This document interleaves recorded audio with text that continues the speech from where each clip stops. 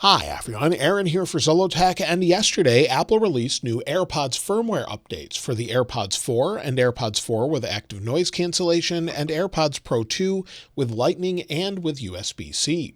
And it looks like they've actually fixed a few issues. At first it wasn't very clear, but quite a few of you have told me it's fixed a few issues. Now it works with iOS 18.1 and iOS 18.2 betas. Let's go ahead and check the versions, as there's actually two separate versions. So in order to do that, just go ahead and open up your AirPods. Once they connect, you want to go back to your main screen here for settings, and you'll see your AirPods. Go into this, scroll to the bottom, and the latest version for the AirPods 4 is 7B20. However, the version is different for AirPods Pro 2. So again, we'll connect them just like this. We'll check the same thing here, and AirPods Pro 2 with USB-C. At the bottom, you'll see 7B21. So 7B20, 7B21 for the AirPods Pro. Why they're not the same firmware updates, I'm not really sure, but that's the latest version for each one of them. And as far as the case version for the AirPods Pro, 7.1.8.0. However, this seems to update on its own, and the case version for AirPods 4, since I forgot to go into that, let's go back here, AirPods 4. The actual case version here is 7.1.8.0. So that's the latest versions I have. And if you're wondering how to install it, well, it seems like they've actually updated this to make it much faster. Basically, to install these, all I did was open them up just like I showed you here, gave it a second to connect, put my phone down, closed the AirPods case, locked the phone, and waited under 5 minutes, and they updated. It seems like they've changed this around to make it even more seamless. However, if it's not working, you can plug it in via your USB-C cable to your iPhone or Mac, and they'll update pretty quickly. And sometimes if they're not updating, what I'll do is connect them, listen to music for about 30 seconds, then set them down, lock the phone, and walk away. However, they seem to upgrade much faster this time around.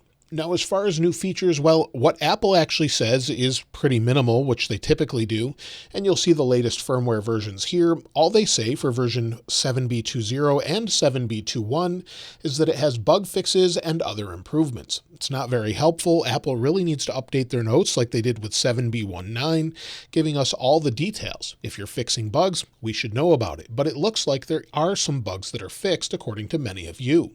For example, Fresco, who actually makes this wallpaper, it's linked in the description, said there was audio skipping and voice would break up. Basically, every first phone call he made, it would skip, then he would hang up, and then try it again and it would drop. He said it was basically unusable for phone calls. However, that issue's been fixed, and now phone calls aren't breaking up. It sounds clear, there's no issues with it disconnecting, and it's fully fixed the issues. So I'm glad to see Apple's actually resolved that. I've had odd disconnects. I use these to mow the lawn from time to time with my AirPods Pro with noise cancellation, and sometimes they would just stop playing or disconnect. Then I'd reconnect them and they'd work fine.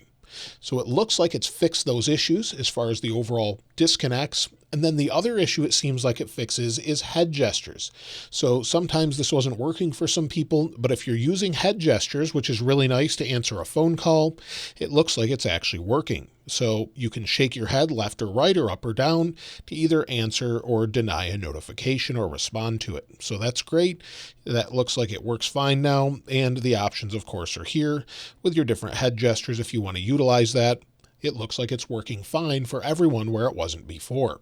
I've also had a few questions about the hearing health update, and this is region specific. So if you're in a region that supports it, you'll have it. If you're not, unfortunately, you won't. Hopefully they bring it to more regions soon. As far as the overall noise cancellation, I did notice it seems to be very, very good now. In fact, typically I use it as a typing test. I would wear these when I'm using my Mac, I'm editing or just researching a video, and I can hear myself type through them. Today, with the latest update, I can't hear myself type with them. So it looks like they've increased the overall noise cancellation. It seems to be better. Sound quality, however, when playing music seems to be about the same. I didn't notice any difference with the overall quality or any bass or anything like that. So I don't really see any difference there. As far as anything else, well, that's pretty much it for this update. It looks like it fixes a few things. I wish Apple would let us know, and I wish Apple would give us an update button. Just go in here. It should tell us there's an update, hit a button, and it updates. Now, it's great that it does it automatically, but they should give us more information about that and let us know that they're improving it and giving us more details. So I've talked about that for a couple of years now, and I would love to see that. But let me know if you've noticed any difference with the latest update. I just wanted to make sure that you were aware it's out and make sure that you update if you're having those issues, as it seems to be resolved. Of course, like I mentioned earlier, I'll link this wallpaper in the description like I normally do. And if you haven't subscribed already, please subscribe. And if you enjoyed the video, please give it a like. As always, thanks for watching. This is Aaron. I'll see you next time.